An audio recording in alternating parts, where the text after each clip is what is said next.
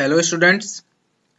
आज हम स्टार्ट करने वाले हैं अपना यूनिट 3 का लेक्चर 4 जिसमें मैं आपको बताने वाला हूं डोपिंग टेक्निक्स। ठीक है, इसको स्टार्ट करने से पहले मैं आपको बता दूं लास्ट क्लासेस में हम क्या पढ़ चुके हैं और हमने क्या क्या कवर कर लिया है। तो इससे पहले आपके 3 लेक्चर हो चुके हैं। सेमीकंडक्टर मैंने स्टार्ट कराया था। फर्स्ट लेक्चर में मैंने आपको सेमीकंडक्टर्स के बारे में बताया, उनकी प्रॉपर्टीज बताई, उनके क्लासिफिकेशंस के बारे में बताया। ठीक है, और क्या क्या टाइप्स उनके हो सकते हैं, सारी बातें मैंने की थी। सेकेंड लेक्चर में मैंने आपको बताया था कंपाउंड सेमीकंडक्टर और आपके ऑर्गेनिक सेमीकंडक्टर के बारे में बेसिकली। और थर्ड लेक्चर में मैंने फिर आपको बताया कि सेमीकंडक्टर को बनाया कैसे जाता है, उनकी प्रिपरेशन टेक्निक्स क्या हैं। ठीक है, और आज के लेक्चर में जो लेक्चर 4 है उसमें मैं आपको बताने वाला हूँ डोपिंग टेक्निक्स। ठीक है, डोपिंग में आपको पहले बता चुका था, डेफिनेशन मैंने आपको बताया था। क्या होता है कि जब भी हम एक्सट्रिंसिक सेमीकंडक्टर बनाते हैं, ठीक है, मैंने आपको ये भी बताया था कि एक्सट्रिंसिक सेमीकंडक्टर बनाने की जरूरत क्यों पड़ी, जब मैंने आपको एक्सट्रिंसिक सेमीकंडक्टर बताया था लेक्चर 2 में। ठीक है, अगर आपने लेक्चर नहीं देखा है तो आप प्लीज उसे लेक्चर को देख लीजिएगा। आपको यहाँ पर आई बटन दिखेगा ऊपर राइट हैंड कॉर्नर पे, वहां पर आप क्लिक करेंगे, आपको सारे लेक्चर्स मिल जाएंगे। ठीक है, तो क्या होता है, मैंने आपको बताया कि सेमीकंडक्टर हमने बेसिकली पढ़े इंट्रिंसिक सेमीकंडक्टर और आपके एक्सट्रिंसिक सेमीकंडक्टर। इससे लास्ट वाले लेक्चर में बता दिया था कि कैसे इंट्रिंसिक सेमीकंडक्टर को बनाया जा रहा है। ठीक है, आज बात करेंगे डोपिंग की। तो क्या होता है, जब भी हम एक्सट्रिंसिक सेमीकंडक्टर बनाते हैं तो उसमें क्या किया जाता है, इम्प्योरिटीज ऐड की जाती है आपके इंट्रिंसिक सेमीकंडक्टर में। जब हम इंट्रिंसिक सेमीकंडक्टर में कोई बाहर की इम्प्योरिटी ऐड करेंगे, हो सकती है वो ट्राइवेलेंट इम्प्योरिटी और वो पेंटावेलेंट इम्प्योरिटी। डिपेंड करता है कि आप कौन सा एक्सट्रिंसिक सेमीकंडक्टर बनाना चाह रहे हैं, पी टाइप बनाना चाह रहे हैं या एन टाइप बनाना चाह रहे हैं।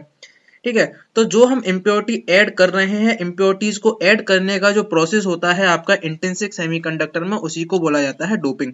तो इसी के बारे में देखेंगे कि क्या क्या टेक्निक्स होती हैं, कैसे कैसे डोपिंग आपकी की जाती है। ठीक है, और हमारे सिलेबस में इससे रिलेटेड एक न्यूमेरिकल है, वो भी मैं आपको समझाऊंगा, क्योंकि केवल एक ही क्वेश्चन दे रखा है आपको। तो उस क्वेश्चन को हम देखेंगे कि कैसे सॉल्व किया जाएगा। तो चलिए आगे चलते हैं, डोपिंग टेक्निक्स को समझ लेते हैं। तो डोपिंग टेक्निक्स से समझने से पहले क्या डोपिंग क्या होता है बता चुका हूं, एक बार आप दोबारा देख सकते हैं। डोपिंग मतलब क्या होता है, addition of specific impurities to a semiconductor.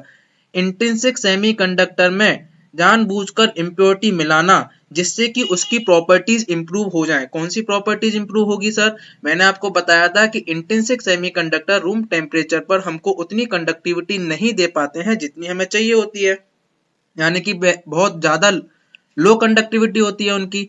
इसीलिए हमें क्या करना पड़ता है, आपके एक्सट्रिंसिक सेमीकंडक्टर बनाने पड़ते हैं इम्प्योरिटीज को ऐड करके। अब इम्प्योरिटीज ऐड करने से क्या होगा सर, इम्प्योरिटीज ऐड करने से क्या होगा कि आपकी जो चार्ज कैरियर कंसेंट्रेशन है या आपके इलेक्ट्रॉन्स या होल्स, वो क्या होते हैं, वो आपके सेमीकंडक्टर में बढ़ जाते हैं, इंक्रीज हो जाते हैं। और जब वो इंक्रीज हो गए तो आपकी क्या होगी, कंडक्टिविटी बढ़ जाएगी। तो एक्सट्रिंसिक सेमीकंडक्टर हमने क्यों बनाए, कंडक्टिविटी को इंक्रीज करने के लिए, क्योंकि इंट्रिंसिक में हमें उतनी कंडक्टिविटी नहीं मिल पा रही थी रूम टेम्परेचर पर। तो डोपिंग क्या है, डोपिंग वही प्रोसेस का नेम है। किस प्रोसेस का नेम, इम्प्योरिटीज को मिलाने का, इम्प्योरिटीज को इंट्रिंसिक सेमीकंडक्टर में मिलाने का जो प्रोसेस है उसको बोला जाता है डोपिंग। तो आप डेफिनेशन देख सकते हैं। अब डोपिंग से क्या होगा, डोपिंग से देखिए आपकी कंडक्टिविटी बढ़ जाएगी जैसा कि मैंने आपको बताया, और क्या करेगा, produce a stable temperature independent resistance around the room temperature. आपकी रूम टेम्परेचर पर कंडक्टिविटी बढ़ गई और क्या करेगा, एक स्टेबल और टेम्परेचर इंडिपेंडेंट रेजिस्टेंस को प्रोड्यूस कर देगा। ठीक है, डोपिंग से मैं क्या क्या बना सकता हूँ, देखिए पी और एन टाइप मैंने बताया था आपको कैसी जरूरत है, आपको पी टाइप बनाना है या आपको एन टाइप बनाना है, आप उस टाइप की क्या करिए, इम्प्योरिटीज मिलाइए, पेंटावेलेंट मिलाएंगे एन टाइप सेमीकंडक्टर बन जाएगा, और आप ट्राइवेलेंट मिलाएंगे तो आपका पी टाइप एक्सट्रिंसिक सेमीकंडक्टर बन जाएगा। यहाँ आप राइट हैंड साइड इमेज में देख सकते हैं कि एक्सट्रिंसिक सेमीकंडक्टर्स आपके कहाँ कहाँ आपके यूज किए जाते हैं, कौन कौन सी डिवाइसेस में यूज किए जाते हैं। देख लीजिए, registers, op amps, ICs, integrated circuits, capacitors, diodes, transistors. तो इन सभी में क्या होता है, ये एक्सट्रिंसिक सेमीकंडक्टर्स यूज होते हैं। अब बात कर लेते हैं, देखो वैसे तो टेक्निक्स बहुत सारी होती हैं डोपिंग करने की, ठीक है, यानी इम्प्योरिटीज मिलाने के प्रोसेस कई सारे होते हैं, लेकिन सबसे ज्यादा जो यूज किए जाते हैं या आप कहें दो जो मेन मेथड्स हैं वो आपके कौन कौन से हैं, थर्मल डिफ्यूजन और आयन इम्प्लांटेशन। और आज के लेक्चर में मैं आपको केवल समझाने वाला हूँ थर्मल डिफ्यूजन, क्योंकि थर्मल डिफ्यूजन ही हमारे सिलेबस में है। इसी को थोड़ा हम डिटेल में देखेंगे क्या होता है थर्मल डिफ्यूजन, और इसी के बेस्ड हम क्या करेंगे, एक न्यूमेरिकल सॉल्व करेंगे। तो यहाँ आप देख सकते हैं राइट हैंड साइड इमेज में आप देख सकते हैं ए इमेज में आपको दिखाया गया है थर्मल डिफ्यूजन और बी इमेज में आपको दिखाया गया है आयन इम्प्लांटेशन। थर्मल डिफ्यूजन में क्या होगा, देखिए यहाँ पर आपका ये सेमीकंडक्टर रखा है इंटेंसिक वाला, ऊपर आपने क्या करा, डोपेंट एटम की गैस को इंट्रोड्यूस कराया। तो क्या हुआ यहाँ पर ये देखिए डिफ्यूज होता चला जा रहा है, होता चला जा रहा है, होता चला जा रहा है। यहाँ पर आपकी इसकी क्या होगी, कंसंट्रेशन ज्यादा होगी, आपकी यहाँ पर कम होती चली जाएगी। लेकिन आयन इम्प्लांटेशन में क्या होगा, डोपेंट के जो आपके आयंस हैं उनको हाई वेलोसिटी से क्या कराया जाएगा, इम्पार्ट कराया जाएगा। ये क्या होंगे, इम्पार्ट होंगे, हाई वेलोसिटी से क्या कराया जाएगा, इनको बॉम्बार्डिंग कराई जाएगी आपकी किस पर, इस सरफेस पर, इंटेंसिक सेमीकंडक्टर के सरफेस पर। तो क्या होगा, इस एरिया में ही आपके क्या होंगे, ज्यादा से ज्यादा जो डोपेंट एटम्स हैं वो आपके क्या होंगे, यहाँ पर इकट्ठे हो जाएंगे। ठीक है, तो शॉर्ट में मैंने आपको बता दिया आयन इम्प्लांटेशन क्या है और थर्मल डिफ्यूजन क्या है। डिटेल में हम समझेंगे थर्मल डिफ्यूजन को। ठीक है, आगे चल देते हैं डोपिंग टेक्निक्स। ठीक है, मैंने बताया दो मेन मेथड है आपके, डिफ्यूजन टेक्निक है और आपका आयन इम्प्लांटेशन है। तो यहाँ पर अगर आपके एग्जाम में आता है कि डिफ्यूजन टेक्निक को बताइए या आप आयन इम्प्लांटेशन को बताइए, तो यहाँ से आप देखकर लिख सकते हैं। तो डिफ्यूजन टेक्निक को थोड़ा सा देख लेते हैं क्या कह रहा है। इसमें क्या होता है, conversion of a region of semiconductor material by solid और गैसियस डिफ्यूजन। मैं क्या करूंगा, किसी भी सेमीकंडक्टर मटेरियल के रीजन को क्या करूंगा, कन्वर्ट करूंगा किसके थ्रू, सॉलिड और gaseous diffusion of impurity atoms. और इससे मैं क्या बना सकता हूँ, पी टाइप के डोपेंट बना सकता हूँ, एन टाइप के डोपेंट्स आप बना सकते हो, सेमीकंडक्टर्स बना सकते हो। ठीक है, ये देख लीजिए, by this technique the extent of impurity atom penetration can be controlled even less than a few millions of centimeter by controlling. क्या है कि हम कितने इम्प्योरिटी एटम्स मिलाना चाह रहे हैं उसको हम कंट्रोल कर सकते हैं, कैसे, by controlling the concentration of dopant, कि मैं कितनी इम्प्योरिटी मिलाना चाह रहा हूँ ये मेरे हाथ में है। ठीक है, कैसे, ज्यादा कंसंट्रेशन यूज करूंगा अगर मुझे ज्यादा आपके एटम्स मिलाने हैं डोपेंट के, कम करूंगा तो आपके क्या होंगे, कम एटम्स आपके डिफ्यूजन के थ्रू क्या होंगे, ऐड होंगे। तो किस पे डिपेंड करता है, आप कंसंट्रेशन को कंट्रोल करके और टेम्परेचर को कंट्रोल करके क्या कर सकते हो, कितनी इंप्योरिटीज के आपके जो एटम्स है, इंप्योरिटी वाले एटम कितना मिलाना चाह रहे हो उसको आप कंट्रोल कर सकते हो। ठीक है, कहाँ कहाँ यूज होते हैं आपके, एन टाइप पी टाइप बना सकते हो, आपके जो मैंने पीछे आपको इमेज दिखाया था डायोड रेजिस्टर्स, ठीक है, उन सब में आप इनको यूज कर सकते हो। आयन इम्प्लांटेशन टेक्निक से, ठीक है, ये सिलेबस में नहीं है लेकिन मैंने यहाँ पर आपके लिए लिख दिया है, अगर बाई चांस एक्सटर्नल में आ जाता है आपके एग्जाम में तो आप कुछ लिख पाए उसमें, इसलिए मैंने इसके बारे में थोड़ा सा लिख दिया है। वैसे मैंने आपको बताया था क्या होता है, जो भी आप इम्प्योरिटी ऐड करना चाह रहे हो उसके एटम्स की हम क्या कराते हैं, बॉम्बार्डिंग कराते हैं आपके इंट्रिंसिक सेमीकंडक्टर के सरफेस पे, वही यहाँ पर लिखा हुआ है, involves in the bombarding the semiconductor material with an electrically controlled beam of the high energy ions of the B और P of 10,000 electron volt. This causes the implantation of the some dopant atom into the crystal lattice of the semiconductor। क्या advantages हैं वो आप यहाँ से देख सकते हैं। ठीक है, इसको ज्यादा डेप्थ में नहीं जाना है, अगर आपको थोड़ा पढ़ना है तो यहाँ पर आप पॉज करके से पढ़ लीजिएगा। अब बात कर लेते हैं डिफ्यूजन की। जैसा कि मैंने कहा डिफ्यूजन हमारे सिलेबस में है क्योंकि केवल एक ही क्वेश्चन दे रखा है तो आपको बताना जरूरी था। डिफ्यूजन हम थोड़ा डेप्थ में पढ़ लेते हैं, ज्यादा डेप्थ में नहीं जाएंगे, थोड़ा सा ही जाएंगे, और इसका क्योंकि न्यूमेरिकल सॉल्व करना है हमें, तो न्यूमेरिकल सॉल्व करने के लिए थोड़ा सा हमें थर्मल डिफ्यूजन के बारे में पता होना चाहिए। ठीक है, तो थर्मल डिफ्यूजन की बात करेंगे। इसमें क्या आता है, बेसिकली दो लॉज आते हैं आपके जिन्हें बोला जाता है फिक्स लॉ ऑफ डिफ्यूजन, जिसमें होता है Fick's first law of diffusion and fix second law of diffusion. यही दोनों आपको समझने हैं। ठीक है, तो चलिए आगे चलते हैं, इसको समझ लेते हैं। सबसे पहले यहाँ पर डिफ्यूजन की आपकी डेफिनेशन देख लेते हैं। डिफ्यूजन क्या है सर, डिफ्यूजन हमको बता दीजिए। डिफ्यूजन देखिए वैसे आप लोगों ने पढ़ा होगा और आपको इसका मतलब भी पता होगा, लेकिन मैं आपको दोबारा समझा देता हूँ। डिफ्यूजन क्या है, सिंपली कुछ नहीं है। डिफ्यूजन एक आपका क्या है, स्प्रेड ऑफ पार्टिकल्स, यानी पार्टिकल्स का क्या है, स्प्रेड होना, पूरे में आपका फैल जाना।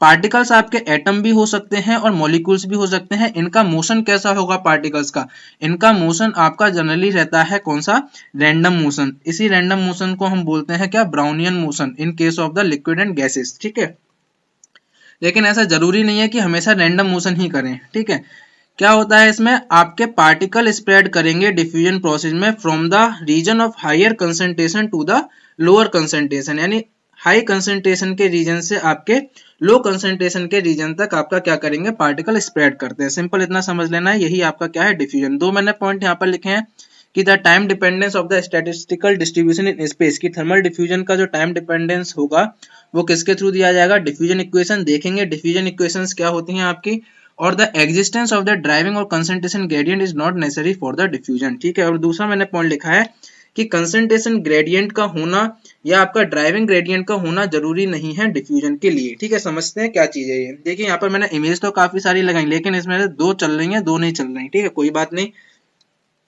कुछ नहीं है आपका। ये देख लीजिए, मैं समझा देता हूँ। यहाँ पर आपका पार्टिकल, इस पहली वाली इमेज में देखिए, पहली वाली इमेज में एक पर्टिकुलर एरिया में आपके जो एटम्स हैं वो क्या है, आपके इकट्ठे हो रखे हैं, यानी यहाँ पर इनकी कंसंट्रेशन ज्यादा है।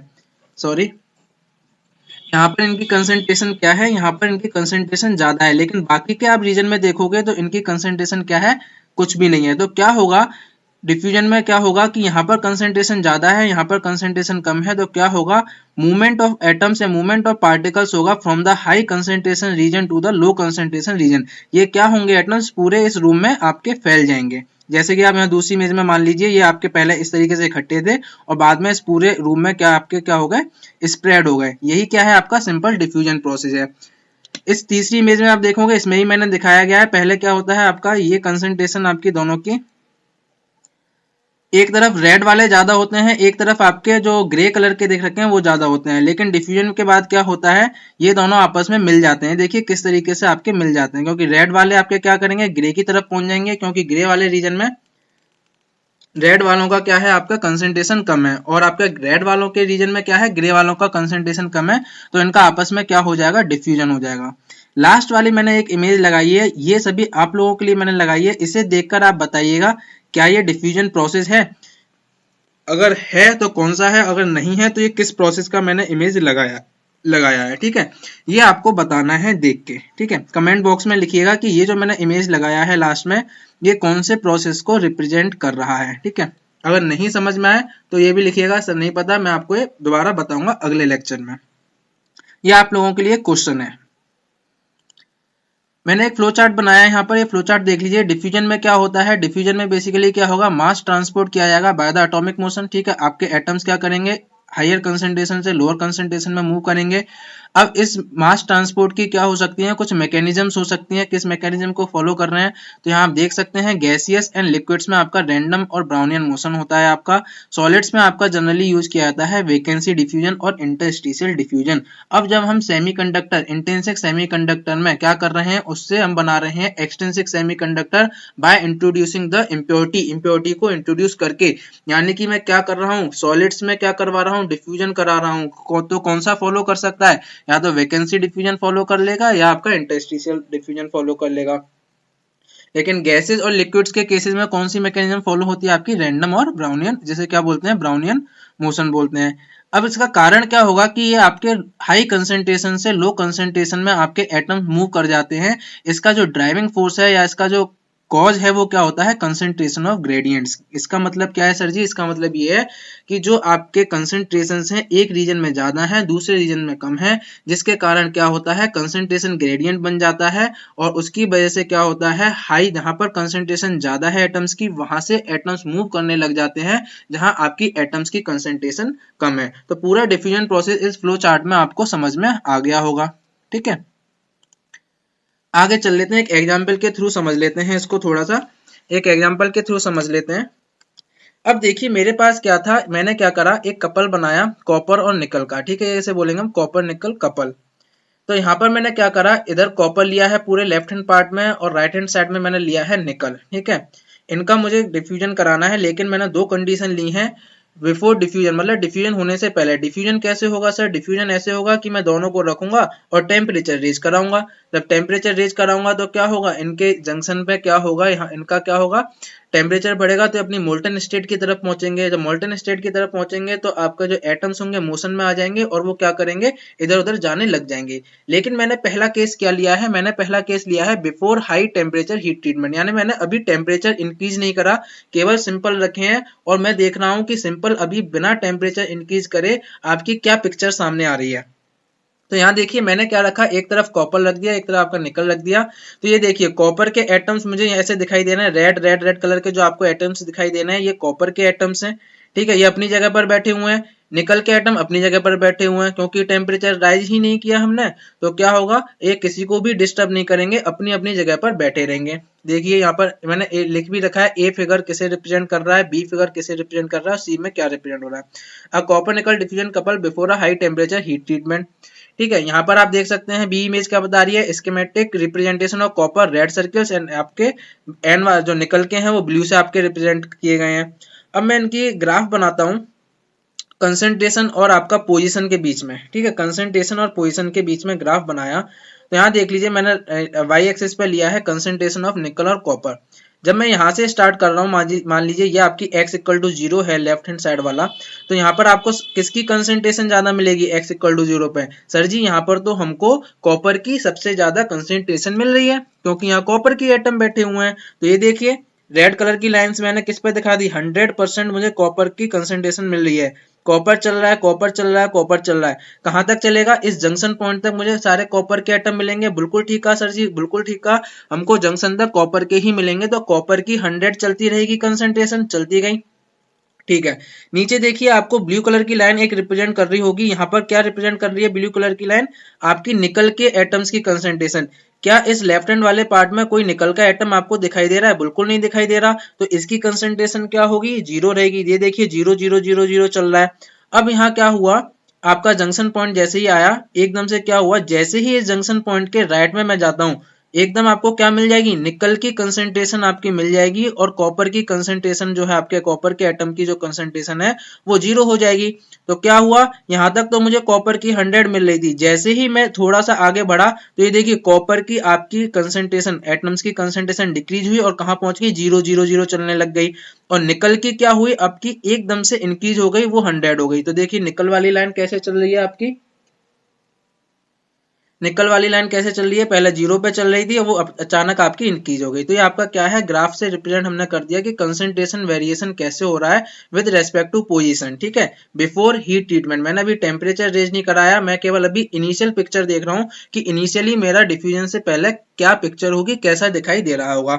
अब चलिए आगे देख लेते हैं, सर हमको बताइए जब डिफ्यूजन हो रहा होगा तब पिक्चर कैसी दिखाई देगी। तो चलिए आगे चलते हैं, जब डिफ्यूजन हो रहा होगा, जब मैंने टेम्परेचर रेज कर दिया तो पिक्चर मुझे कैसी दिखाई देगी। यहाँ देखिए, यहाँ देखिए सभी स्टूडेंट, यहाँ पर देखिए सभी स्टूडेंट, यहाँ देखिए, अब मैंने टेम्परेचर रेज कर दिया।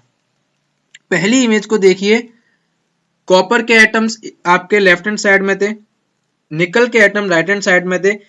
समझ में आपको आ गया था कि लेफ्ट हैंड साइड में निकल के एटम की कंसंट्रेशन 0, राइट हैंड साइड में कॉपर के एटम की कंसंट्रेशन 0। अब टेम्परेचर बढ़ा रहा हूं, क्योंकि डिफ्यूजन क्या है, टेम्परेचर डिपेंडेंट फिनोमेना है। तो क्या होगा, आपके एटम्स मूव करेंगे from higher concentration to lower concentration, जैसा कि आपको डिफ्यूजन की डेफिनेशन में बताया। बिल्कुल सर, ये हमको याद है आपका डेफिनेशन जो बताया था। तो देखिए क्या होगा, कॉपर के एटम की कंसंट्रेशन कहाँ ज्यादा है, लेफ्ट में ज्यादा है, राइट में कम है। तो टेम्परेचर बढ़ाने पर क्या होगा, कॉपर के एटम लेफ्ट से राइट की तरफ मूव करने लग जाएंगे। लेफ्ट से राइट की तरफ मूव करेंगे, बिल्कुल करेंगे सर, सही कहा, बिल्कुल करेंगे, लेफ्ट से राइट की तरफ मूव करेंगे। और निकल के एटम राइट में ज्यादा थे लेकिन लेफ्ट में कम थे उनकी कंसंट्रेशन, तो निकल के एटम कहाँ मूव करने लग जाएंगे, सर जी निकल के एटम मूव करने लग जाएंगे राइट से लेफ्ट की तरफ। यानी टेम्परेचर बढ़ाते ही क्या होगा, डिफ्यूजन आपका स्टार्ट हो जाएगा। यहाँ देखिए क्या होने लगा, डिफ्यूजन ऑफ कॉपर एटम्स आपका लेफ्ट से राइट होने लगा, और आपका राइट से लेफ्ट किसका होने लगा, डिफ्यूजन ऑफ निकल एटम। तो यहाँ नीचे इमेज में देखिए, आप देखिए पहले आपको जंक्शन में क्या थे, अलग अलग आप डिफाइन कर पा रहे थे। अब यहाँ क्या है, देखिए यहाँ आपके कुछ कॉपर के एटम्स आ गए निकल वाले रीजन में, और आपके कॉपर वाले रीजन में निकल के एटम्स आ गए, यहाँ आप देख पा रहे होंगे। तो यही क्या है आपका, कि एटम्स अपनी हायर कंसंट्रेशन से लोअर कंसंट्रेशन में क्या करने लग गए, मूव करने लग गए। इसका मतलब क्या हो रहा है, आपका डिफ्यूजन हो रहा है, डिफ्यूजन प्रोसेस आपका स्टार्ट हो चुका है। तो यहाँ पर क्या हो गया, कॉपर और निकल के एटम्स का डिफ्यूजन हो गया। अब सर इनका ग्राफ देख लेते हैं हम कि पोजीशन के अकॉर्डिंग आपका इनकी कंसंट्रेशन कैसे वेरी करेगी। तो ये देखिए ग्राफ देख लीजिए, स्टार्टिंग में हमने लेफ्ट हैंड साइड से स्टार्ट करा, x इक्वल टू 0 से, कॉपर की कंसंट्रेशन 100 मिल रही थी, बिल्कुल मिल रही थी सर, 100 से स्टार्ट करा। अब धीरे धीरे हम राइट की तरफ मूव करेंगे तो बीच बीच में मुझे क्या होगा, बीच बीच में मुझे निकल के एटम मिलेंगे, ठीक है। और आपके कॉपर के एटम कम होते जाएंगे, बिल्कुल होते जाएंगे। इसका मतलब क्या है, कॉपर की कंसंट्रेशन अब आपकी कम होती चली जाएगी। तो यहाँ देखिए ग्राफ कैसे गया, पहले 100 से स्टार्ट हुआ और धीरे धीरे धीरे आपका कम हुआ कम हुआ कम हुआ, और राइट हैंड साइड फाइनली क्या होगा, निकल के एटम ज्यादा मिलेंगे, कॉपर के 0 मिलेंगे, तो ये आपका क्या हो गया, 0 पे पहुंच गया। अब आपका निकल के कैसे स्टार्ट हुआ, क्योंकि यहाँ पर मान लीजिए आपके निकल के एटम एक भी नहीं दिखाई दे रहा है, तो 0 से स्टार्ट हुआ, लेकिन धीरे धीरे आप गए तो निकल के एटम आपको दिखने लग गए। तो राइट हैंड साइड चले, निकल के एटम की कंसंट्रेशन बढ़ने लगी बढ़ने लगी बढ़ने लगी बढ़ने लगी बढ़ने लगी, और यहाँ पर आपकी 100 हो गई। तो यहाँ पर आपको किसका ग्राफ देखने को मिल गया, आपको मिल गया कि कंसंट्रेशन कैसे वेरी कर रही है विद रेस्पेक्ट टू आपका पोजीशन, जब मेरा डिफ्यूजन प्रोसेस हो रहा है हाई टेम्परेचर पर। ठीक है, तो ये डिफ्यूजन प्रोसेस पूरा क्लियर हो गया, सभी स्टूडेंट को समझ में आया, बताइए। सभी स्टूडेंट को अगर समझ में आया है तो जरूर लिखिएगा कि जी सर हमको समझ में आ गया। तो ये मैंने एक एग्जांपल के थ्रू आपको क्या बता दिया, डिफ्यूजन प्रोसेस पूरा बता दिया। अब बात कर लेते हैं सर डिफ्यूजन मैकेनिज्म्स की।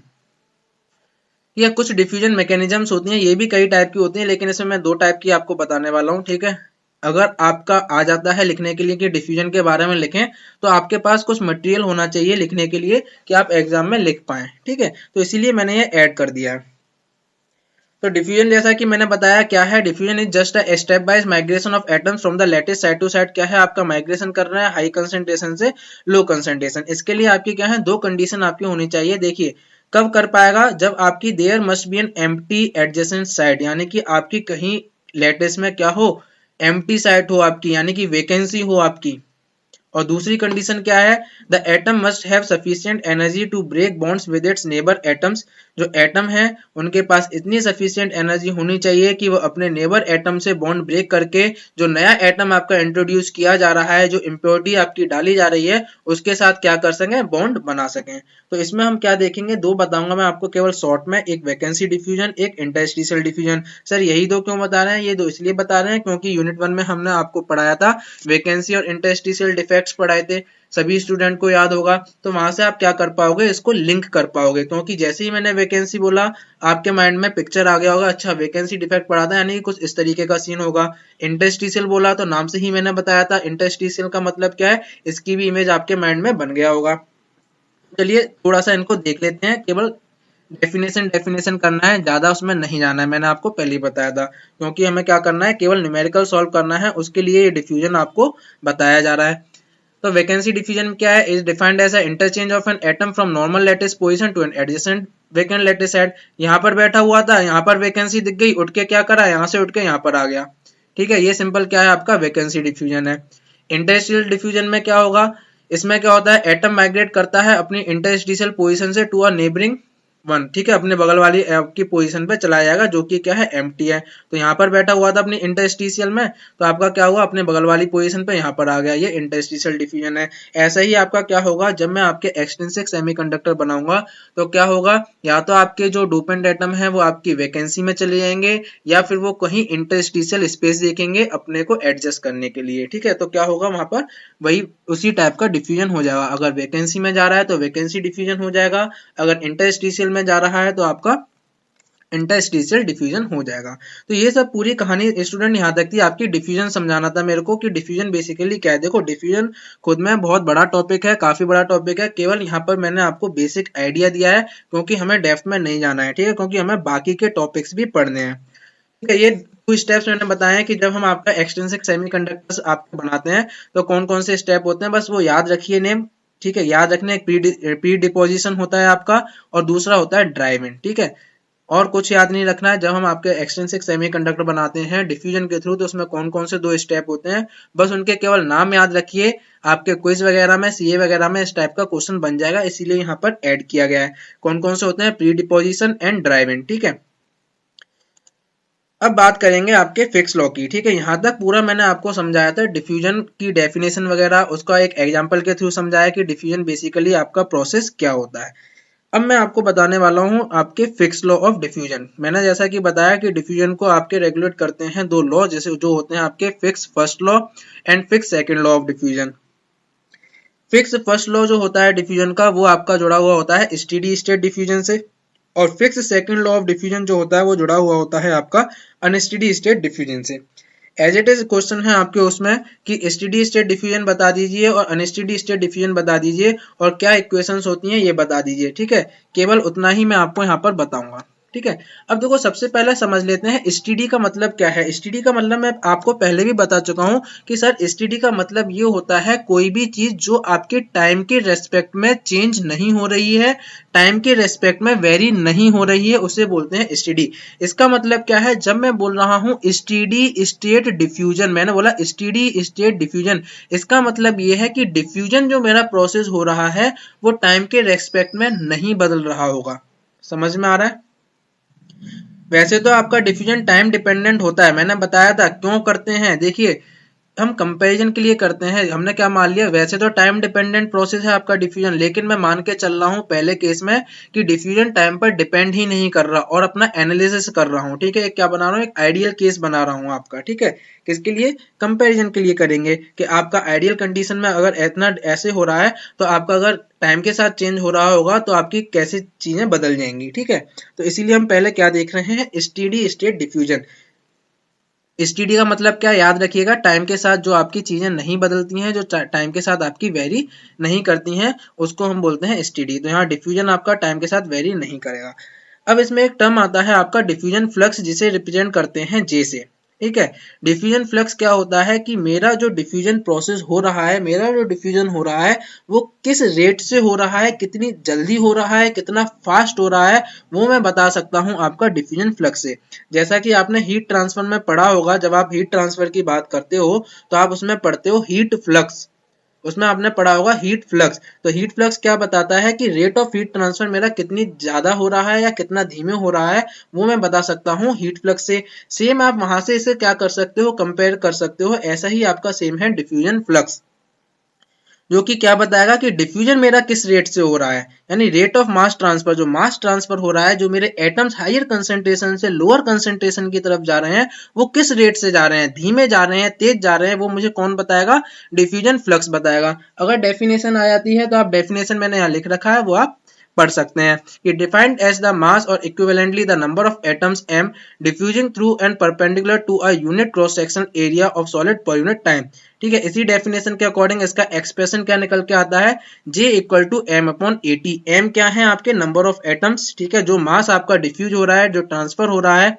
अपॉन पर यूनिट एरिया और पर यूनिट टाइम में, ठीक है। वो क्या बता देगा मेरे को, डिफ्यूजन फ्लक्स बता देगा। तो J इक्वल टू कितना आया आपका m अपॉन, ये एक्सप्रेशन देखिए, J इक्वल टू आया m अपॉन एटी। ए क्या डिनोट कर रहा है, एरिया डिनोट कर रहा है जो कि परपेंडिकुलर है आपका, और टी क्या रिप्रेजेंट कर रहा है कि डिफ्यूजन होने में पूरा टाइम कितना लगा, ठीक है। डिफ्यूजन प्रोसेस जो पूरा हुआ है उसमें कितना टाइम लगा, वो आपका टाइम रिप्रेजेंट कर रहा है। अगर इसी को मैं क्या करूं, डिफरेंशियल फॉर्म में लिखूं, तो एरिया क्या है मेरा, कांस्टेंट है। मास आपका वेरी कर सकता है विद रिस्पेक्ट टू टाइम, कभी ज्यादा आइटम्स जा रहे हैं, कभी कम जा रहे हैं। तो क्या हुआ, जब मैंने इसे डिफरेंशियल फॉर्म में लिखा तो 1 अपॉन ए बाहर आ गया और dm अपॉन dt आपका क्या हो गया, डिफरेंशियल फॉर्म में आ गया। ये डिफरेंशियल फॉर्म में आपका क्या है, डिफ्यूजन फ्लक्स है। इसकी यूनिट याद रखिएगा, इसलिए मैंने यहाँ यूनिट लिख रखी है, किलोग्राम पर मीटर स्क्वायर पर सेकंड। कैसे आया यूनिट, देखिए, मास, मास किस में होगा, किलोग्राम में होगा, तो ऊपर किलोग्राम, अपॉन एरिया का ऐसे यूनिट क्या होती है, मीटर स्क्वायर, और टाइम की क्या होती है, सेकंड होती है।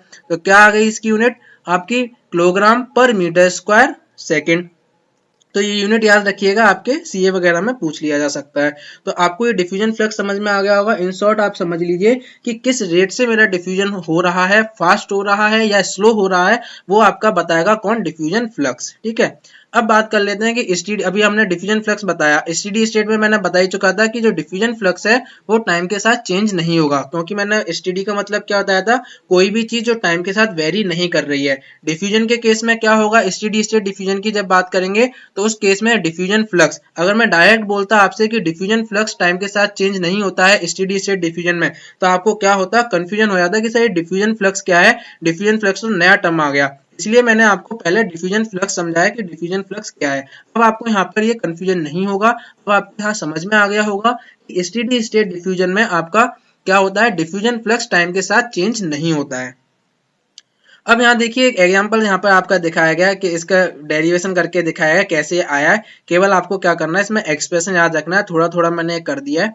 यहाँ देखिए एक आपको ये दे रखा है, ठीक है, क्यूबोइडिकल आपकी वॉल दे रखी है ये, यहाँ पर आपका गैस है, प्रेशर जिसका पी ए है, यहाँ पर पी बी है, ठीक है। मान लीजिए P A greater than P B दे रखा है, यानी यहाँ प्रेशर ज्यादा है, यानी यहाँ कंसंट्रेशन ज्यादा होगी, यहाँ कंसंट्रेशन कम होगी, तो क्या होगा, इस बॉल के थ्रू डिफ्यूजन हो जाएगा आपका। गैस ए के जो एटम्स हैं वो बी की तरफ आपके क्या करने लग जाएंगे, मूव करने लग जाएंगे। इसके परपेंडिकुलर एरिया कौन सा हुआ, ये वाला हुआ सर जी, ये वाला हुआ, ठीक है। तो ये एरिया आपको ए दे रखा है, सिंपल कुछ नहीं करा है। मान लीजिए यहाँ पर आपकी इनिशियल कंसंट्रेशन कितनी थी, सी ए थी, लेफ्ट हैंड साइड पे कंसंट्रेशन कितनी थी, सी ए। तो यहाँ देखिए ग्राफ मैंने यहाँ पे बनाया है, ग्राफ लगाया हुआ है सी ए। अब जैसे जैसे एटम्स आपके लेफ्ट से राइट की तरफ चलते चले जाएंगे, तो लेफ्ट हैंड साइड में जो ए वाले है, जो ए वाली जो गैस है, उसके एटम्स की कंसंट्रेशन कम होगी कि नहीं होगी, बिल्कुल होगी सर। तो यहाँ देखिए वो हम कम करते चले गए, कम करते चले गए, और यहाँ पर क्या होगी, आपकी सीबी वाली कंसंट्रेशन होगी, और ये कम होते होते आपकी कहाँ पहुंच गई, सीबी तक पहुंच गई, ठीक है। और पोजीशन हमारी क्या हुई, ये यहाँ से x इक्वल टू ए से स्टार्ट हुआ डिफ्यूजन, और x इक्वल टू बी पर खत्म हो गया। तो कंसंट्रेशन का जो आपका ग्राफ बनता है विद रिस्पेक्ट टू आपका पोजीशन, वो आपका ये बन के आया। यहाँ पर हमने क्या मान लिया है कि ये जो आपका वेरी कर रही है कंसंट्रेशन, वो लीनियरली वेरी कर रही है। एक्चुअली में लीनियरली वेरी करेगी, आप खुद बताइए, बिल्कुल नहीं करेगी। क्या आपके लीनियर वेरिएशन होगा, नहीं होगा। लेकिन हम यहाँ मान के क्या चल रहे हैं कि जो आपकी कंसंट्रेशन वेरी कर रही है विद रेस्पेक्ट टू पोजीशन, वो कैसे वेरी कर रही है, वो लीनियरली वेरी कर रही है, ठीक है। तो हमने क्या करा, कंसंट्रेशन ग्रेडियंट, कंसंट्रेशन ग्रेडियंट, देखो कंसंट्रेशन ग्रेडियंट का मतलब क्या, कंसंट्रेशन और ग्रेडियंट दो वर्ड आ रहे हैं, तो इसको कैसे रिप्रेजेंट किया है, डीसी अपॉन डीएक्स। जब भी ग्रेडियंट आता है उसका मतलब ये होता है कि पर यूनिट डिस्टेंस की हम बात कर रहे हैं। अगर मैं बोलता टेम्परेचर ग्रेडियंट, यहीं पर मैं बोलता टेम्परेचर ग्रेडियंट, तो क्या हो जाता है कि ए पोजीशन से बी पोजीशन पर मेरा टेम्परेचर कैसे चेंज हुआ है, कैसे वेरी हो रहा है, वो आपका क्या बताता, टेम्परेचर ग्रेडियंट बताता। यानी कि वेरिएशन आपका कितना हुआ टेम्परेचर में विद रेस्पेक्ट टू पोजीशन, वो टेम्परेचर ग्रेडियंट। वेरिएशन कितना हुआ मेरा कंसंट्रेशन में विद रेस्पेक्ट टू पोजीशन, वो क्या बताएगा, कंसंट्रेशन ग्रेडियंट। तो आपको कंसंट्रेशन ग्रेडियंट समझ में आ गया, यानी change in concentration upon change in आपका जो पोजीशन हुआ। तो सिंपल मैंने क्या लिखा, डिफरेंशियल फॉर्म में था, delta C upon delta X लिख सकता हूँ। कंसंट्रेशन कैसे वेरी करा, सी ए से सी बी गया आपका, C A minus C B upon x A minus x B, ठीक है। तो ये कंसंट्रेशन ग्रेडियंट आ गया आपका। अब सिंपल क्या बोल रहा है ये कि स्टेडी स्टेट डिफ्यूजन में क्या होता है, जो फ्लक्स होता है आपका, फ्लक्स जो डिफ्यूजन फ्लक्स बताया था मैंने जे, वो डायरेक्टली प्रोपोर्शनल किसके होता है, आपका कंसंट्रेशन ग्रेडियंट के। जो मैंने आपको अभी फ्लक्स पढ़ाया था पीछे, ये जे जो कि m अपॉन 80 था, यही जे क्या होता है स्टेडी स्टेट में, डायरेक्टली प्रोपोर्शनल होता है किसके, कंसंट्रेशन ग्रेडियंट, यानी डीसी अपॉन डीएक्स के। ये देखिए जे मैंने करा directly proportional to DC upon DX, और जब मैं प्रोपोर्शनैलिटी का साइन हटाऊंगा तो कोई ना कोई कांस्टेंट आएगा, बिल्कुल आएगा सर जी, कांस्टेंट आएगा। वही कांस्टेंट क्या निकल के आएगा, आपका माइनस डी। उस कांस्टेंट को क्या आपका निकल के आया, माइनस डी। इसी डी का नाम क्या होता है, डिफ्यूजन कोफिशिएंट। इसी डी को क्या बोलते हैं, डिफ्यूजन कोफिशिएंट। तो आपका स्टेडी स्टेट डिफ्यूजन में आपका एक्सप्रेशन क्या निकल के आया, J equal to minus D dc upon dx. समझ में आ गया होगा सभी स्टूडेंट को, कुछ भी टफ नहीं है, बहुत सिंपल है। ये तो केवल हम ऊपर ऊपर से देख रहे हैं, मैंने पहले बताया था डिफ्यूजन खुद में ही बहुत बड़ा और डेप्थ में टॉपिक है, हम केवल ऊपर ऊपर से देख रहे हैं, जिससे कि एग्जाम में न्यूमेरिकल आए तो हम न्यूमेरिकल सॉल्व कर पाए, ठीक है। तो फर्स्ट लॉ समझ में आ गया। अगर आपसे पूछा जाता है फर्स्ट लॉ लिखिए डिफ्यूजन का, फिक्स फर्स्ट लॉ लिखिए, तो आपको यही सब लिख के आना है, ठीक है। तो फर्स्ट लॉ आपका क्या निकल के आ गया डिफ्यूजन का, J equal to minus D D C upon D X. इसी को बोला जाता है Fick's first law of diffusion, ठीक है। या आप बोल सकते हो स्टेडी स्टेट डिफ्यूजन। तो ये एक्सप्रेशन आपको क्या करना है, याद रखना है। ये डी क्या है, आपका डिफ्यूजन कोफिशिएंट है, ठीक है। यहाँ पर आप देख रहे होंगे माइनस साइन आ रहा है, ठीक है। माइनस साइन यहाँ पर मैंने लगाया हुआ है। माइनस साइन का मतलब क्या है, मैं यहीं पर बता देता हूँ आपको। माइनस साइन इसलिए आ रहा है कि जब मैं आपका x इक्वल टू ए से x इक्वल टू बी तक जा रहा हूँ, x इक्वल टू ए से x इक्वल टू बी तक जा रहा हूँ, तो a की जो कंसंट्रेशन है वो क्या हो रही है, कम हो रही है। ये देखिए x मेरा इंक्रीज कर रहा है, पर कंसंट्रेशन मेरी क्या कर रही है, डिक्रीज कर रही है। इसलिए यहाँ पर क्या आया है, नेगेटिव साइन लगाया गया है। तो J इक्वल टू कितना है आपका, minus D D C upon D X. ये एक्सप्रेशन याद रखिएगा, यही एक्सप्रेशन है आपका Fick's first law of diffusion, या आप कह सकते हैं स्टेडी स्टेट डिफ्यूजन।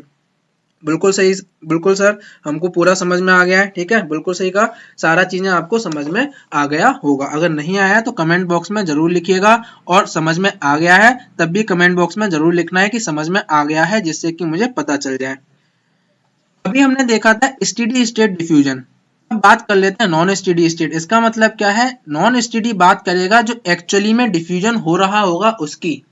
ठीक है, स्टेडी तो मेरा क्या था, एक तरीके से आइडियल की तरह था कि मैंने सब चीज क्या मान ली कि टाइम के साथ वेरी ही नहीं कर रही, सिंपल सिंपल चीजें चलती चली जा रही हैं, तो मेरा किस तरीके से डिफ्यूजन प्रोसेस होगा वो बता रहा था मेरा स्टेडी स्टेट डिफ्यूजन। लेकिन नॉन स्टेडी स्टेट डिफ्यूजन क्या बताएगा कि अब चीजें यानी कि जो डिफ्यूजन फ्लक्स है वो टाइम के साथ क्या करेगा, वेरी करेगा। यहाँ देखिए पहली लाइन में क्या लिखा हुआ है, most practical diffusion situations are non steady state ones, यानी जितनी भी हम प्रैक्टिकल डिफ्यूजन की सिचुएशन देखते हैं, जो डिफ्यूजन प्रोसेस होता है वो जनरली होती है नॉन स्टेडी स्टेट वाली, जहां पर क्या होता है कि जो डिफ्यूजन फ्लक्स होता है और जो कंसंट्रेशन ग्रेडियंट होते हैं वो आपके टाइम के साथ वेरी करते हैं। डिफ्यूजन फ्लक्स भी वेरी करेगा, कंसंट्रेशन ग्रेडियंट भी वेरी करेगा। कंसंट्रेशन ग्रेडियंट टर्म सुनते ही अब आपको कंफ्यूजन नहीं होना चाहिए। कंसंट्रेशन ग्रेडियंट मतलब क्या है, कंसंट्रेशन पोजीशन के साथ कैसे वेरी कर रही है, यानी कि डीसी अपॉन डीएक्स की बात कर रहा है, वो टाइम के साथ क्या कर जाएगा, वेरी कर जाएगा।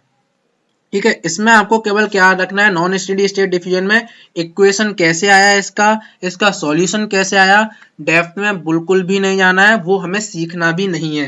केवल आपको ये इक्वेशन याद रखनी है, एग्जाम में केवल इक्वेशन लिखने के लिए आएगी और उसका सॉल्यूशन लिखने के लिए आएगा। तो नॉन स्टेडी स्टेट डिफ्यूजन की इक्वेशन आपकी क्या होती है, del C upon del T is equal to del upon del X D del C upon del X, ये आपकी होती है नॉन स्टेडी स्टेट डिफ्यूजन की इक्वेशन। इसी इक्वेशन को बोला जाता है Fick's second law of diffusion. इसी को क्या बोला जाता है, Fick's second law of diffusion, या आप कह सकते हो नॉन स्टेडी स्टेट डिफ्यूजन। तो ये इक्वेशन आपको याद रखनी है स्टूडेंट, इस इक्वेशन को आप याद रखिएगा। Del C upon del T, दोबारा मैं बता देता हूँ, del C upon del T equal to del upon del X D del C upon del X. यहाँ राइट हैंड साइड आप इमेज में देख सकते हैं कि कंसंट्रेशन डिस्टेंस के साथ कैसे वेरी कर रही है। वहां पर हमने क्या लिया था, वहां पर हमने लीनियर मान लिया था। यहाँ देखिए क्या यहाँ लीनियर वेरी कर रही है कंसंट्रेशन, बिल्कुल नहीं कर रही। और दूसरी बात देखिए टेम्परेचर T3 सबसे ज्यादा है, तो यहाँ पर ये वाली रेड वाली लाइन T2 आपका कम है, तो ये वाली आपकी फॉलो करेगी। T1 आपका सबसे कम है, यानी टेम्परेचर और आपके उस पर क्या कर रही है, ये डिपेंड कर रही है। तो यहाँ पर आप देख सकते हैं कंसंट्रेशन कैसे आपकी वेरी कर रही है, यहाँ पर लीनियरली वेरी नहीं कर रही है। अब बात कर लेते हैं कि ये जो इक्वेशन मैंने अभी आपको बताई थी, fix second law of diffusion, अगर इसमें आपका जो डिफ्यूजन कोफिशिएंट जो डी से रिप्रेजेंट किया जाता है, अगर ये इंडिपेंडेंट ऑफ कंपोजिशन यानी ये कंपोजिशन पे अगर डिपेंड नहीं कर रहा है, तो क्या होगा, ये जो डी है आपका, ये डी इस ब्रैकेट से बाहर आ जाएगा, बिल्कुल आ जाएगा सर जी, क्योंकि ये तो यहाँ देखिए del C upon del X, और इसको हम पूरे को क्या कर रहे हैं, डिफ्रेंशिएट कर रहे हैं विद रेस्पेक्ट टू एक्स। आगे क्या लगा हुआ है, डेल अपॉन डेल एक्स। अगर मैं मान लूं कि ये जो आपका डिफ्यूजन कोफिशिएंट है ये कंपोजिशन पर वेरी ही नहीं कर रहा है, तो ये बाहर आ जाएगा, ये आपका बाहर आ जाएगा। तो आपकी ये इक्वेशन किस में बदल जाएगी, del C upon del T equal to D del square C upon del X square. ये इक्वेशन आपकी क्या आ गई, del C upon del T equal to D del square C upon del X square. ये भी आपकी Fick's second law of equation है या Fick's second law of diffusion है। कब, आपकी जब diffusion coefficient independent of composition है। इसका सॉल्यूशन क्या होता है वो नीचे आपको देखिए, बस सॉल्यूशन याद रखना है, ये सॉल्यूशन याद रखना है, क्योंकि ये सॉल्यूशन आपका होगा न्यूमेरिकल्स में यूज। ठीक है, ये सॉल्यूशन आप सभी स्टूडेंट को याद रखना है। क्या आया सॉल्यूशन, ये जो इक्वेशन आपकी कैसे आया सॉल्यूशन, बिल्कुल भी ध्यान नहीं देना उस पर कैसे आया, बस याद रखिए नॉन स्टेडी स्टेट डिफ्यूजन में या Fick's second law of diffusion में इक्वेशन ये होती है डिफ्यूजन की, और उसका सॉल्यूशन निकल के आता है ये। बोल देता हूं एक बार मैं, Cx minus C naught upon C S minus C naught equal to 1 minus, ये ERF क्या है सर, ये ERF आपने मैथमेटिक्स में पढ़ा होगा, ये होता है एरर फंक्शन। ये क्या होता है, एरर फंक्शन। तो क्या निकल के आया, equal to 1 minus error function x upon 2 under root में d इंटू टी। ठीक है, x अपॉन 2 अंडर रूट में d इंटू टी। d क्या है, d डिफ्यूजन कोफिशिएंट ही है, t आपका टाइम है कि डिफ्यूजन होने में कितना टाइम लग रहा है, वो आपका t से रिप्रेजेंट किया गया। देखिए यहाँ पर देख लीजिए, सारे टर्म्स मैंने यहाँ बताए रखे हैं। Cx रिप्रेजेंट कर रहा है कि आपकी concentration eight depth x after time t, यानी कि मैंने आपको बताया कि डिफ्यूजन में आपका क्या हो रहा है, एटम्स आपके इंट्रोड्यूस कराए जा रहे हैं। ठीक है, किसमें, इंट्रिंसिक सेमीकंडक्टर में। मान लीजिए मैंने t टाइम तक हाई टेम्परेचर पर उनको रखा, तो कुछ एटम्स आपके कुछ डेप्थ तक पहुंच जाएंगे कि नहीं पहुंच जाएंगे। मान लीजिए वो डेप्थ क्या है आपकी x है, तो वो आपकी क्या है, कितनी कंसंट्रेशन एटम्स की पहुंच गई टी टाइम पर, वो Cx रिप्रेजेंट कर रहे हैं, तो Cx आ गया। और टी क्या है, कितना टाइम लिया उतनी डेप्थ तक पहुंचने में, उतना डिफ्यूजन होने में कितना टाइम लिया, वो टी है। पूरा ये एरर फंक्शन ERF x/2 ये क्या है, गॉसियन एरर फंक्शन बोलते हैं इसे, ठीक है। इसकी टेंशन नहीं लेनी है, न्यूमेरिकल देखेंगे आपको समझ में आ जाएगा कैसे सॉल्व करना है, ठीक है। CS क्या है कि एट x=0 पे सरफेस पर कंसंट्रेशन कितनी थी, ठीक है। और C0 क्या है कि इनिशियली डिफ्यूजन करने से पहले जिन भी एटम्स का मैं डिफ्यूजन करा रहा हूं उनकी कंसंट्रेशन कितनी थी, वो रिप्रेजेंट करेगा C0। अगर आपको क्वेश्चन में दे रखी है तो आप यूज कीजिएगा, नहीं दे रखा है C0 तो आप इनिशियली उसे 0 मान लीजिएगा। चलिए इसका एक क्वेश्चन देख लेते हैं, एक न्यूमेरिकल देख लेते हैं कि इसके ऊपर न्यूमेरिकल कैसे आएगा। देखिए इतना सब कुछ हमें नहीं पढ़ना था, केवल क्या था, एक न्यूमेरिकल दे रखा था आपके क्वेश्चन में, इसीलिए आपको पूरा डिफ्यूजन समझाया। डिफ्यूजन में मैंने आपको एसटीडी नॉन एसटीडी बताया, Fick's first law of diffusion बताया, Fick's second law of diffusion बताया। अगर मैं ये सारी चीजें नहीं बताता तो आप जो न्यूमेरिकल हैं वो सॉल्व नहीं कर पाते। यहाँ न्यूमेरिकल देख लीजिए कि न्यूमेरिकल आपका किस तरीके से आएगा। सभी स्टूडेंट यहाँ न्यूमेरिकल देख लीजिए। यहाँ क्या बोल रहा है, द डोपिंग ऑफ, दो बार लिख गया है, ठीक है, केवल एक ही बार आएगा। The doping of silicon wafer with boron through B2O3 vapour phase of the partial pressure इतना दे रखा है। This atmosphere is equivalent to a surface concentration, देखो सरफेस कंसंट्रेशन दे रखी है आपको, CS दे रखा है। Calculate the time required to get the boron content, ठीक है, क्या बोल रहा है कि मुझे टाइम निकालना है जब मेरे कितना बोरॉन कंटेंट 10⁻23 एटम्स पर मीटर क्यूब, इतने एटम्स मेरे डिफ्यूज हो जाएं, कितनी डेप्थ तक, 2 माइक्रोमीटर तक की डेप्थ तक, यानी कि क्या बोल रहा है 2 माइक्रोमीटर तक की डेप्थ तक इतने एटम मेरे डिफ्यूज हो जाने चाहिए, यानी कि x कितना दे रखा है, x हमको दे रखा है 2 माइक्रोमीटर और आपको Cx कितना दे रखा है 10⁻23 क्वेश्चन में दे रखा है। और CS आपको सरफेस कंसंट्रेशन क्वेश्चन में दे रखी है 3 × 10⁻26। अब इसने देखिए आगे क्या बोला है, द डोपिंग टेम्परेचर, कितने टेम्परेचर पर डोपिंग करा रहा है, 1100 डिग्री सेल्सियस पर करा रहा है। एंड डी क्या है, डी सर आपने बताया था डिफ्यूजन कोफिशिएंट, ठीक है। अगर मैं आपको नहीं समझाता डिफ्यूजन का पूरा प्रोसेस तो आपको ये टर्म समझ में नहीं आते, इसलिए वो जरूरी था आपको समझाना। तो अब आपको न्यूमेरिकल बहुत अच्छे से समझ में आ जाएगा, कुछ इसमें दिक्कत आपको आएगी ही नहीं। तो डोपिंग हम कितने पर करा रहे हैं, डोपिंग हम करा रहे हैं 1100 डिग्री सेल्सियस पर, जिसमें डी मुझे दे रखा है 4 × 10⁻17 मीटर स्क्वायर पर सेकेंड। यहाँ देखिए given error function 2.4 0.993 and error function 2.6 0.998। ये क्वेश्चन क्या चाहता है, ये क्वेश्चन वाला चाहता है कि हम इन डाटा को यूज करके क्या करें, एरर फंक्शन की वैल्यू निकालें, ठीक है। तो आपको क्या होगा एग्जाम में, या तो इस तरीके से एरर फंक्शन आपको दे रखा होगा, अगर नहीं दे रखा है तो आप एग्जाम में मांगिएगा कि सर हमें एरर फंक्शन वाला क्या दीजिए, टेबल दीजिए, ठीक है। तब आपको क्या मांगना पड़ेगा, एक टेबल मांगना पड़ेगा, उस टेबल की हेल्प से फिर आप क्या कर पाओगे, एरर फंक्शन निकाल पाओगे, ठीक है। अगर एग्जाम में आ जाए तो डरना नहीं है, या तो गिवन होगा, आपको गिवन नहीं दे रखा है तो आप टीचर से क्या करिएगा, टेबल को मांगिएगा। चलिए अब देखते हैं न्यूमेरिकल कैसे सॉल्व होगा। तो देखो सिंपल सा कुछ नहीं है, सारी चीजें दे रखी हैं आपको। यहाँ पर मैंने क्या यूज करा, fix second law of diffusion use किया, Cx - C0, इसलिए मैंने बोला था आपको क्या है, सॉल्यूशन और इक्वेशन अच्छे से याद रखना है, क्योंकि उसके बिना आप सॉल्व नहीं कर पाओगे। तो हमें सॉल्यूशन याद था, Cx - C0 upon Cs - C0 equal to 1 - error function x/2 √dt। बिल्कुल ठीक सर, ये आपने सॉल्यूशन बताया था। अब क्वेश्चन में देखिए क्या क्या दे रखा था, CS सरफेस कंसंट्रेशन दे रखी थी, और आपको क्या दे रखा था, Cx दे रखा था, और आपको कितनी डेप्थ तक डिफ्यूजन कराया है वो डेप्थ दे रखी थी, यानी x दे रखा था, और d की वैल्यू दे रखी थी। इसमें आपको देखिए Cx दे रखा है, Cs दे रखा है, x दे रखा है, d दे रखा है, और जो t है, ये जो टाइम t है, ये आपको निकालना है कि इतने डेप्थ तक डिफ्यूजन कराने में इतने एटम्स का मुझे कितना टाइम लगेगा, ये आपको बताना है t, ठीक है। अब यहाँ देखिए C0 आपको कहीं इसके बारे में कुछ दे ही नहीं रखा, तो हम एज्यूम कर लेंगे कि डिफ्यूजन से पहले जो C0 थी, यानी हमने मान लिया कि जो एटम डिफ्यूज हुए थे आपके किसमें, सिलिकॉन वेफर में, वो क्या थे, 0, एक भी एटम डिफ्यूज नहीं हुआ था। तो अगर आपको क्वेश्चन में C0 दे रखा हो तो आप यूज करिएगा, कोई इंफॉर्मेशन नहीं दे रखा है तो आप एज्यूम कर लीजिएगा कि C0 क्या है, 0 है। तो यहाँ पर सी नॉट क्या हो गया, 0 हो गया।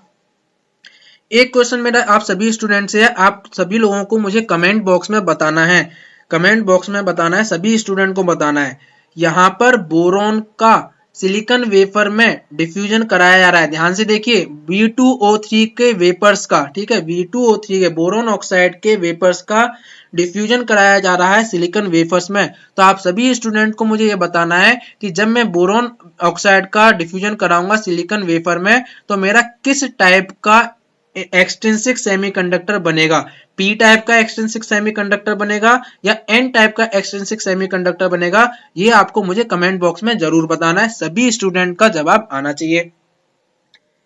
ठीक है, तो अब देख लेते हैं आगे न्यूमेरिकल। तो सी नॉट आपका क्या हो गया, 0 हो गया। इक्वेशन बची C x upon C s equal to 1 minus error function x upon 2 under root D t. बिल्कुल सही सर, इतना हमें पूरा एकदम से समझ में आ गया है, कोई दिक्कत हमें यहाँ तक हुई ही नहीं, होगी भी नहीं। अब देखो क्या करना है, सारी वैल्यूज को यहाँ पर रख दीजिए। C x 10 to the power 23, C s आपका 3 into 10 to the power 26 equal to 1 minus error function x आपको माइक्रोमीटर में दे रखा था, आप मीटर में कन्वर्ट कर लीजिएगा, 2 into 10 to the power minus 6 upon under root में 4 इंटू, देखिए डी की वैल्यू कितनी दे रखी है, 4 into 10 to the power minus 17 into T. सारी की सारी वैल्यू मैंने क्या करी, यहाँ पर रख दी।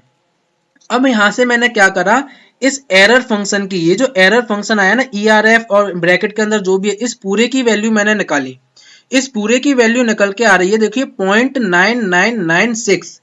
बस यहीं पर ध्यान देना है, यही समझाने वाली बात है, क्योंकि यहाँ पर मिस्टेक हो जाती है। ठीक है, यही बस आपको समझाना है, बाकी न्यूमेरिकल में कुछ नहीं है। यहाँ देखिए एरर फंक्शन ब्रैकेट के अंदर जो भी आपकी चीज आई है, यहाँ पर मैंने x लिख दिया है, ठीक है, यहाँ x मत लिखिएगा, यहाँ पर z ले लीजिएगा। ठीक है, यहाँ पर z ले लीजिएगा। देखता हूँ अगर एडिट हो जाता है तो मैं यहाँ इसे चेंज कर देता हूँ, यहाँ पर इसे z कर लीजिएगा।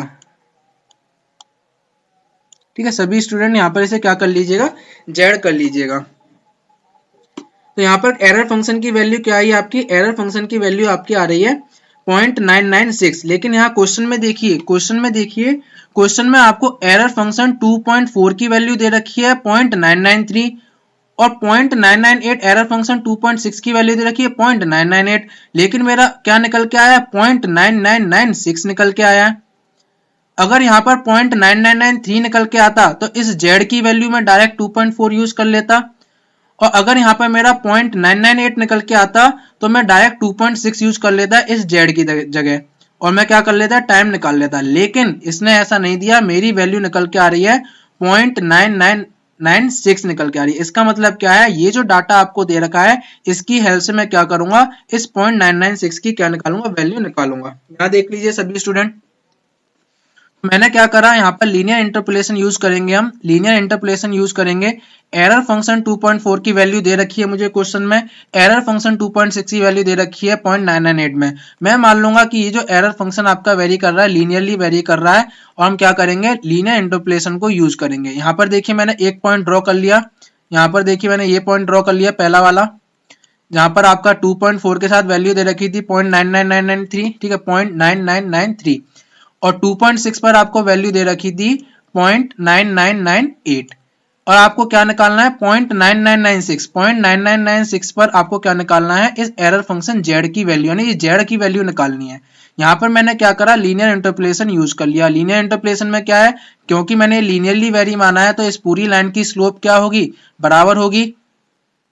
इस पूरी लाइन की स्लोप क्या है, एक जैसी रहेगी। चाहे मैं आपका इस, मान लीजिए ए पॉइंट है, इस ए पॉइंट को लेके स्लोप, ए और बी को लेके स्लोप निकालूं, ठीक है, या फिर मैं ए और सी को लेके स्लोप निकालूं, लाइन की स्लोप तो यही रहेगी आपकी सेम। वही मैंने यहाँ पर क्या करा है, एक्सप्रेशन यूज करा है। लाइन की स्लोप क्या होती है, सभी स्टूडेंट को फॉर्मूला नहीं पता है तो मैं यहाँ बता देता हूँ। लाइन की स्लोप m से रिप्रेजेंट करते हैं, और वो कितनी होती है आपकी, कैसे निकालते हैं, y2 माइनस y1 अपॉन, ठीक है, x2 माइनस x1, ये होती है आपकी लाइन की स्लोप। ठीक है, यही फॉर्मूला मैंने यहाँ लगा दिया। ये देखिए पहले मैं a और b को यूज करके क्या कर रहा हूँ, a और b को यूज करके मैं स्लोप निकाल रहा हूँ। तो y2 कितना है, 0.9998 माइनस y1 कितना है 0.9993 अपॉन x2 कितना है 2.6 2.6 माइनस 2.4 x1 कर दिया इक्वल टू, अब मैंने क्या करा a और c को लेके मैं क्या कर रहा हूँ स्लोप निकाल रहा हूँ, तो ये कितना आ गया 0.9996 माइनस 0.9993 अपॉन z माइनस 2.4। ये मुझे इक्वेशन मिल गई जो कि मैंने लीनियर इंटरपोलेशन से क्या करा स्लोप बराबर रख दी और यहाँ से मैंने z की वैल्यू निकाल ली जो कि कितनी आई है 2.52। z की वैल्यू कितनी आई यहाँ पर, z की वैल्यू आपकी आई 2.52। तो मेरा क्या था error function z equal to 0.996 था, तो देखिए लिख दिया एरर फंक्शन 2.52 इक्वल टू 0.9996। अब पीछे देखिए इस एरर फंक्शन के अंदर क्या दे रखा था, इस एरर फंक्शन के अंदर मेरा ये पूरा टर्म था, इस पूरे टर्म को मैंने क्या माना था, इस पूरे टर्म को ही तो मैंने z माना था, इस पूरे टर्म को ही तो मैंने z माना था। ये पूरा टर्म किसके बराबर है z, यानी z किसके बराबर है 2 into 10 to the power minus 6 upon under root में 4 into 10 to the power minus 70 into T. और z की वैल्यू मेरी कितनी निकल के आई 2.52। मैंने क्या करा यहाँ पर 2.52 इक्वल टू जो आपका टर्म अंदर था 10 into 10 to the power minus 6 upon under root में 4 into 10 to the power minus 17 multiply by T. यहाँ से मैंने क्या करा t निकाल लिया, t आपका पहले सेकंड्स में आएगा उसको आप क्या कर लीजिएगा आवर्स में कन्वर्ट कर लीजिएगा, कितना आ गया 1.093 आवर्स। इसका मतलब क्या है कि मुझे 2 माइक्रोमीटर तक की डेप्थ तक जो आपके एटम्स इंट्रोड्यूस कराने थे बोरॉन के 10 टू द पावर 23 इतने एटम्स को इंट्रोड्यूस कराने में मुझे कितना टाइम लग जाएगा, लगभग आपके 1.093 आवर्स का टाइम लग जाएगा। सभी स्टूडेंट को ये समझ में आ गया। एक बार आप सभी स्टूडेंट कैलकुलेशन जरूर चेक कर लीजिएगा, हो सकता है कहीं मिस्टेक हो गया हो, लेकिन आपको मुझे तरीका समझाना था कि किस तरीके से न्यूमेरिकल सॉल्व होगा। ठीक है, एक बार आप सभी स्टूडेंट को क्या करना है, ये न्यूमेरिकल खुद सॉल्व कर लेना है। ठीक है, ये न्यूमेरिकल आपको खुद सॉल्व कर लेना है और कैलकुलेशन को जरूर चेक कर लीजिएगा। ठीक है, आपको मेथड जरूर समझ में आ गया होगा कि ये आपका किस तरीके से सॉल्व होगा। ये सारी चीजें आपको यहाँ पर मैंने बता दी। यहाँ पर हमारा डिफ्यूजन का टॉपिक कंप्लीट हो जाता है, यानी कि डोपिंग टेक्निक में केवल हमें डिफ्यूजन देखना था और ये पता करना था कि किस तरीके से आपका न्यूमेरिकल उस पर बन सकता है। तो आप सभी स्टूडेंट को ये समझ में आया होगा कि किस तरीके से मैंने ये सॉल्व किया है। ठीक है, आप सभी स्टूडेंट को समझ में आया होगा और आप सभी को क्या करना है, कमेंट में जरूर लिखना है कि जी सर हमको समझ में आया। सभी स्टूडेंट को समझ में आया है तो भी कमेंट कीजिए, नहीं आया है वो भी कमेंट कीजिए, कोई डाउट है वो भी कमेंट कीजिए, जिससे कि मुझे पता चल जाए कि आप लोगों तक कितना मेरी इन्फॉर्मेशन, मेरी बात आप तक कितनी पहुंची है। ठीक है, तो आज का लेक्चर हमारा यहीं पर एंड होता है दोस्तों। ठीक है, सभी स्टूडेंट यहीं पर लेक्चर एंड होता है। अगला लेक्चर मैं आपके लिए जल्दी लेकर आऊंगा जिसमें मैं आपसे बात करूंगा किसकी, हॉल इफेक्ट की। ठीक है, सेमीकंडक्टर में हॉल इफेक्ट क्या होता है, हॉल इफेक्ट की मैं आपसे बात करूंगा अगले लेक्चर में। ठीक है, तो ठीक है स्टूडेंट, थैंक यू स्टूडेंट्स। ये लेक्चर देखिए, पुराने लेक्चर भी देखिए, सीखते रहिए, चीजों को जानते रहिए और अपना प्रिपेयर करते रहिए। Thank you students.